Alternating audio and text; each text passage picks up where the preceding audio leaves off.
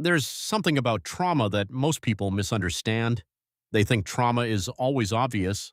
They think it always looks like breakdowns, visible pain, or dramatic events that clearly define a before and after. But the truth is far more subtle and far more common. Because trauma does not always announce itself, it does not always show up in dramatic ways. Sometimes it hides inside everyday behavior, inside personality changes that feel like just who you are now, inside reactions that feel automatic, inside silence where there used to be ease. And the most important part? Many people don't even realize it's happening. They simply adapt to it. They normalize it. They build a life around it without ever identifying it as trauma. So the question becomes not just what trauma is, but what trauma does when it is not recognized. To understand that, we have to stop thinking of trauma as a single event and start understanding it as a system the brain creates to protect itself, because trauma at its core is not just memory, it is adaptation. When something overwhelming happens emotionally, physically, or psychologically, the brain does something extremely important. It shifts into survival mode, not reflection mode, not growth mode, survival mode.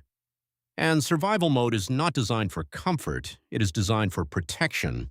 It prioritizes safety over expression, reaction over understanding, speed over clarity, and that shift changes everything. Because once the brain learns a survival pattern, it can continue using it long after the original situation is gone. And that is where trauma begins to operate silently. One of the first things trauma can do that people often don't notice is emotional narrowing. This means emotions don't disappear, they compress.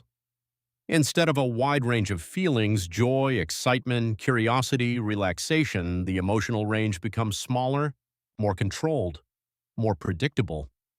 Sometimes people describe this as feeling numb, but numbness is not absence, it is restriction.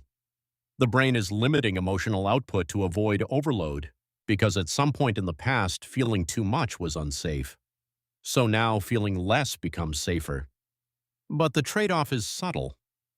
Life feels less intense, less engaging, less emotionally rich, and over time this becomes the new normal. Another thing trauma does quietly is hypervigilance. This is when the nervous system becomes overly alert to potential threats. Not necessarily real threats, but perceived ones, a shift in tone of voice, a change in facial expression, a delay in response. Small signals that most people would ignore can feel significant because the brain is constantly scanning for danger, not because danger is present, but because it once was. And the brain does not differentiate between past and present in the same way conscious thought does. It reacts based on patterns. So even in safe environments, the body may behave as if it is still preparing for something unpredictable. This creates exhaustion, not physical exhaustion first, but mental exhaustion, because constant scanning requires constant energy. And most people don't realize why they feel tired even when nothing bad is happening. Now, another subtle effect of trauma is decision fatigue. When the nervous system is overloaded, even small decisions can feel heavier than they should. What to say, how to respond, whether to engage, whether to avoid, even simple choices begin to feel like they require emotional calculation. Because underneath the surface, the brain is not just making a decision, it is also evaluating safety, and that extra layer slows everything down internally. To the outside world, this may look like indecisiveness, but internally it is processing overload. Another overlooked effect is emotional distancing in relationships. Trauma can change how people connect with others, not always by making them distant in a visible way, but by changing how close they allow themselves to get emotionally. Some people become highly independent. They stop relying on others, not because they don't want connection, but because dependence once felt unsafe. Others may become overly accommodating, trying to maintain harmony at all costs, avoiding conflict even when it is necessary, because conflict once felt threatening. So the brain learns patterns of protection in relationships, and those patterns can persist long after the original source of trauma is gone. Now, let's talk about something even more subtle: memory processing. Trauma does not just affect how people feel in the present, It can affect how memories are stored and recalled. Some memories become fragmented, not fully integrated into a coherent story. They may feel distant or unclear or emotionally disconnected, while others feel unusually vivid, almost like they are happening again. This uneven memory structure is not random. It is the brain prioritizing survival over narrative clarity. It stores what it believes is important for future protection. And sometimes that means emotional intensity becomes more important than factual continuity. Another quiet effect of trauma is self-perception distortion. Over time, repeated emotional experiences can influence how someone sees themselves. Not intentionally, but gradually. Thoughts like, I overreact too much. I should be better than this. Something is wrong with me. These are not always conscious conclusions.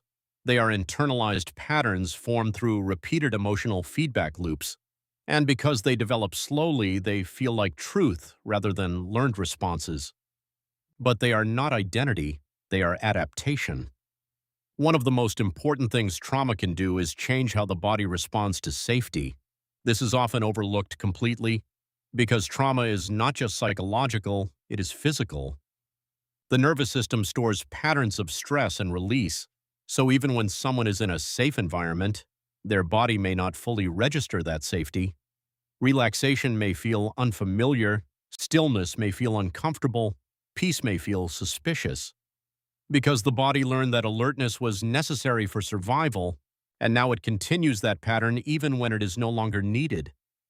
This is why healing is not just about thinking differently, it is also about retraining the nervous system. Another subtle effect is avoidance behavior, not always extreme avoidance, but small ones, delaying conversations, avoiding emotional topics, distracting oneself with activity, staying busy to prevent reflection.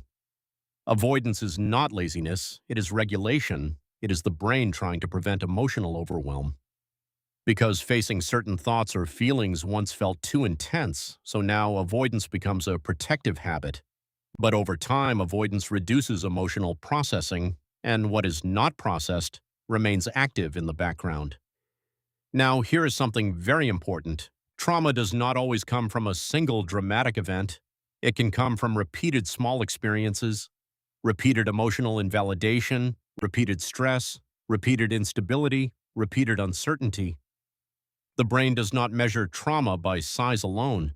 It measures impact, and repeated small impacts can accumulate into long-term patterns, which is why many people do not recognize their own trauma because nothing big enough happened.